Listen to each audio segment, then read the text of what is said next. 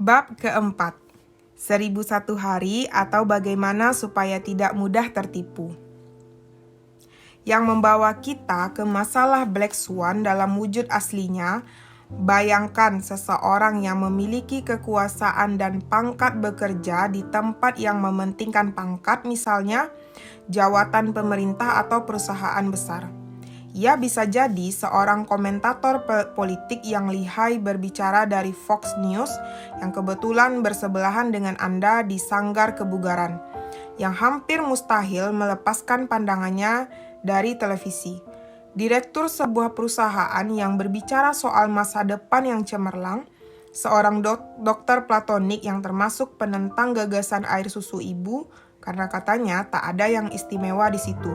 Atau seorang profesor Harvard Business School yang tidak tertawa mendengar seloroh Anda. Ia tidak pernah tidak serius. Misalkan seorang badut atau orang jahil pada suatu hari tiba-tiba menggelitik hidungnya dengan bulu ayam sewaktu ia sedang santai. Bagaimana kira-kira reaksi keterkejutannya?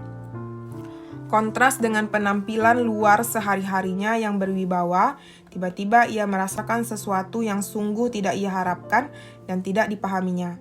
Untuk beberapa saat sebelum ia kembali ke penampilan semula, Anda akan melihat wajahnya tidak karuan.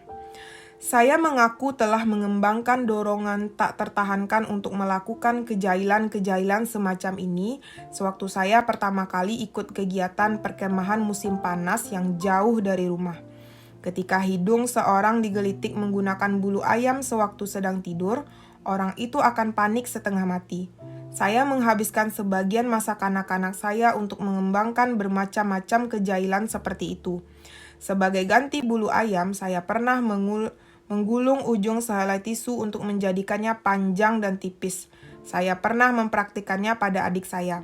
Kejahilan yang sama efektifnya adalah menjatuhkan kubus es ke kuduk orang ketika orang itu sama sekali tidak menduganya. Misalnya saat santap siang resmi. Tentu saja saya harus menghentikan kejahilan-kejahilan itu setelah saya makin dewasa. Tetapi saya sering tanpa sengaja membayangkan kejahilan semacam itu sewaktu harus mengikuti rapat yang sangat membosankan dengan para pengusaha bertampang kelewat serius. Orang yang mengenakan setelan dan mempunyai pola pikir baku, yang senang berteori, menerangkan banyak hal, atau berbicara tentang peristiwa-peristiwa acak dengan banyak kata karena dalam percakapan mereka. Saya membayangkan diri mendekati salah seorang di antara mereka, kemudian memasukkan kubus es ke dalam baju melalui kuduknya. Dan barangkali akan jauh lebih seru kalau saya memasukkan seekor tikus hidup ke tempat yang sama. Terutama kalau orang tersebut mudah geli dan mengenakan dasi sehingga sulit bagi hewan pengerat itu untuk menemukan jalan keluar. Kejahilan juga bisa dalam bentuk perbuatan baik. Saya teringat waktu saya baru mulai terjun ke dunia bisnis pada usia sekitar 25 tahun. Ketika uang mulai mengalir dengan mudah, saya setiap hari menggunakan jasa taksi. Dan kalau pengemudinya berbicara bahasa Inggris secara tidak jelas dan tampak murung, saya akan memberinya $100 sebagai tips. Sekedar untuk membuatnya sedikit terenyak karena kejutan tersebut. Saya senang sekali melihatnya membuka lembaran uang itu kemudian memandanginya dengan takjub. $1 juta pasti lebih mengejutkan, tetapi saya tidak sekaya itu. Itu juga sebuah eksperimen hedonik yang sederhana, menyenangkan sekali membuat seseorang merasa bahagia cukup dengan $100.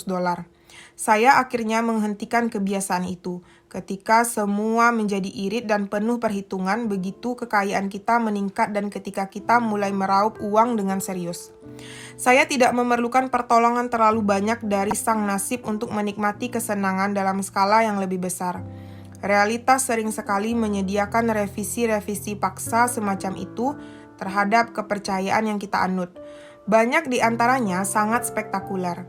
Pada hakikatnya, secara keseluruhan, upaya pencarian pengetahuan ini didasari pengambilan kebijaksanaan konvensional dan penerimaan keyakinan ilmiah. Kemudian melumat dan meleburnya dengan bukti kontraintuisi yang baru, entah dalam skala kecil. Setiap penemuan ilmiah pada hakikatnya upaya untuk menghasilkan sebuah black swan kecil.